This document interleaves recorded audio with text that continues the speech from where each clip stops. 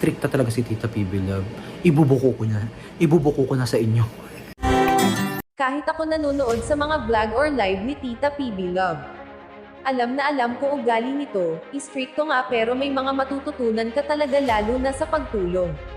Isang mapagpalang araw po muli mga ka-cute, nagbabalik na naman ang inyong lingkod Jan's Cute Vlog upang magbigay mixing reaction video at mapapanood po ang kabuuan ng video na ito sa channel ni Copars Vlog.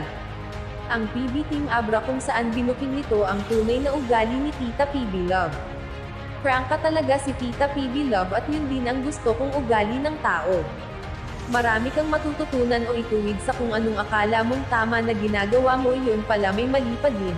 Laking pasalamat ni Copars Vlog dahil meron PB Love na tumatayong nanay nila pagdating sa pagtulong especially sa mga gastusin.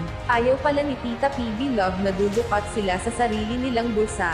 Grabe maging ang mga scholars niya ay napakaswerte. Mapag-alitan man sila kapag may mali sila pero sa kagustuhan nito na mapabuti ang kanilang buhay. Mapalad kami kasi merong kaming mentor, kumbaga, na kahit na si Tita PB Love ay madalas masungit yan, strikta talaga si Tita PB Love. Ibubuko ko na sa inyo. So napaka-strikta niya, lalo na ayaw niya ng laging late. Diba? Nakikita niyo lang kasi sa camera, syempre lagi masaya, ganyan. Pero behind the camera, isa siyang nanay. Talagang nanay na papagalitan kapag may kasalanan ka. Alam mo, basta gano'n, matututo ka sa kanya. Kaya, sa atin kasi Filipino time, always late. Kay Tita PB Love, hindi pwede yung ganyan.